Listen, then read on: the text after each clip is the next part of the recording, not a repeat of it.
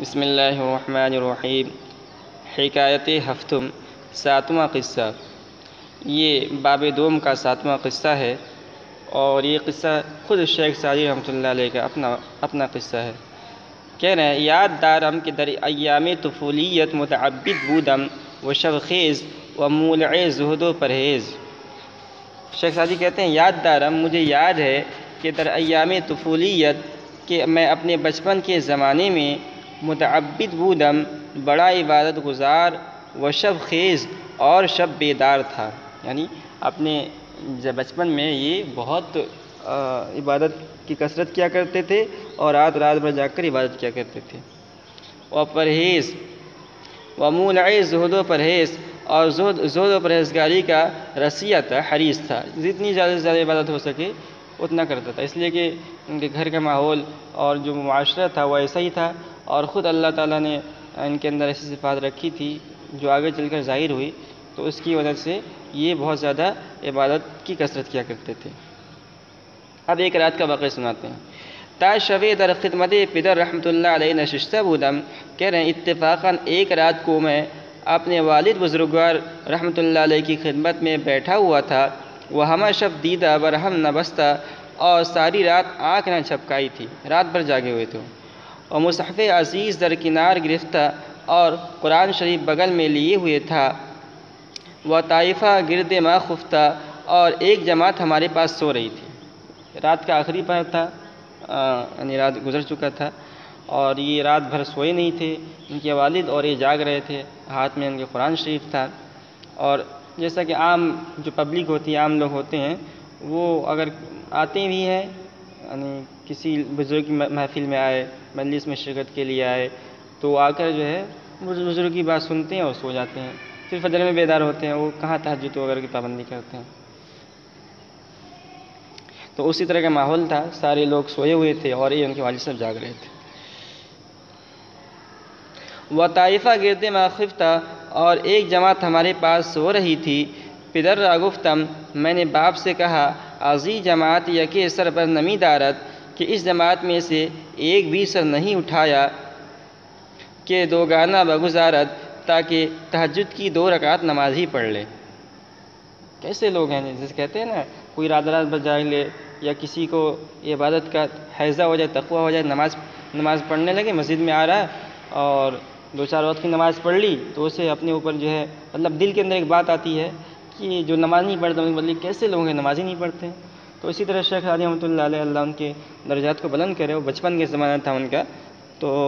جب وہ اس طرح رات بھر جاگا کرتے تھے، تو ایک رات ان کے دل میں خیال آ گئی، خیال آیا اور یہ بات آ گئی کہ یہ کیسے لوگ ہیں کہ ان کو توفیق نہیں ہو رہی کہ یہ لوگ اٹھ کر 2 رکعت تہجد کی نماز پڑھ لیں، ہم لوگ رات بھر جاگ رہے ہیں۔ گفتہ، میں نے کہا، ازی جماعت یکے سر بر نمی دارد، میں نے کہا کہ اس جماعت میں سے ایک بھی سر نہیں اٹھایا کہ 2 گانا بگزارت، کہ تہجد کی نماز پڑھ لے، چنا خفتہ ان، یہ ایسے سو رہے ہیں کہ گوئی مردہ ان، جیسے مر گئے ہوں۔ تو اب ان کے والد صاحب رحمۃ اللہ علیہ بھی اللہ والے تھے، بزرگ آدمی تھے، سمجھدار آدمی تھے، انہوں نے شیخ سعدی رحمۃ اللہ علیہ کو برجستہ جواب دیا، اور بالکل مسکت جواب دیا، یعنی تربیت بھرا، کہ ان کی تربیت ہو گئی اور ان کو بات سمجھ میں آ گئی کہ جو ہے اپنی عبادت پر کسی کو اترانا نہیں چاہیے، ہمیں جو عبادت کی توفیق ملتی ہے اس میں ہمارا کوئی دخل نہیں ہوتا ہے، وہ خالص اللہ کی توفیق ہوتی ہے کہ اللہ ہمیں نیک اعمال کی توفیق دیتا ہے، عبادت کی توفیق دیتا ہے۔ گفت، تو والد صاحب رحمۃ اللہ علیہ نے مجھ سے کہا، اے جان پدر، اے بیٹا، اگر تو نیز بخفتی، اگر تو بھی سو جاتا، ازاں بہ کے، تو اس سے اچھا ہوتا کہ در پوستین خلق افتی، کہ تو مخلوق کی غیبت میں پڑے۔ تو ان کے والد صاحب نے کہا کہ اگر تو سو جاتا، تو تہجد کی نماز نہیں پڑھتا رات بھر جاگ کر اور تہجد کی نماز پڑھ کر تجھے جو ثواب ملے گا وہ تیرے ایک غیبت کی وجہ سے، تو ان لوگوں کی جو غیبت کر رہا ہے کہ لوگ کیسے سو رہے ہیں، مردے کی طرح سو رہے ہیں، اس غیبت سے سارا ثواب ختم ہو جائے گا تیرا۔ تو بہتر یہ تھا کہ رات بھر تو جاگ کر جو عبادت کر رہا ہے، تہجد پڑھ رہا ہے، اس سے بہتر یہ تھا کہ تو بھی سو جاتا، تاکہ جو ہے تجھے کوئی گناہ بھی نہیں ملتا۔ تو رات بھر جا کر عبادت کر رہا ہے اور کیا کہتے ہیں تہجد پڑھ رہا ہے، اور جس سے جو ثواب حاصل ہو رہا ہے تیرے ایک غیبت کی وجہ سے وہ سارا کا سارا ثواب تو چلا ہی گیا، ہو سکتا ہے گناہ بھی ملے۔ اس کے بعد ایک شعر ہے، اور اس شعر کے اندر یہی ہے کہ آدمی جو ہے، آدمی کی صفت یہ ہے، خصلت یہ ہے کہ آدمی اپنے آپ پر دوسرے کو قیاس کرتا ہے۔ آدمی اپنے جیسا اعمال کرتا ہے، جیسا سوچتا ہے، وہ یعنی اپنے آپ کو دیکھتا ہے، دوسرے کو نہیں دیکھتا ہے، اپنے اوپر دوسرے کو قیاس کرتا ہے۔ نہ بیند مدعی جز خویشتن نہ، دعویٰ کرنے والا اپنے سوا کسی کو نہیں دیکھتا، کہ دارت پردہ پندار درپیش، اس لیے کہ غرور کا پردہ اپنے سامنے رکھتا ہے۔ تو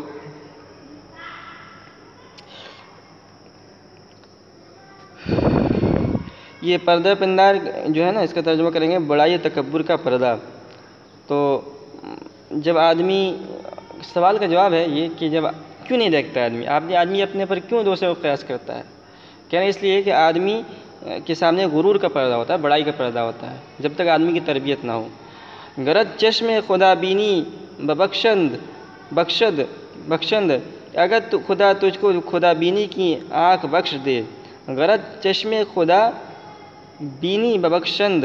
اگر خدا تجھ کو خدا بینی کی آنکھ بخش دے۔ نہ بینی ہیچ کس عاجز تر از خویش، تو کسی کو اپنے سے زیادہ عاجز نہ دیکھے۔ تو مطلب یہ ہے کہ اگر اللہ تعالیٰ نے تجھے بصیرت کی آنکھ دی ہے تو تم کسی کو کمتر حقیر نہ سمجھو گے۔ تو اس حکایت کا مقصد یہ ہے کہ جو درویش ہوتے ہیں اور عبادت گزار ہوتے ہیں، ان کو چاہیے کہ وہ کبھی اپنی عبادت پر گھمنڈ نہ کریں اور دوسرے کو حقیر اور کمتر نہ سمجھیں۔ هذا القرآن يوحدنا لطريق الخير يوجهنا،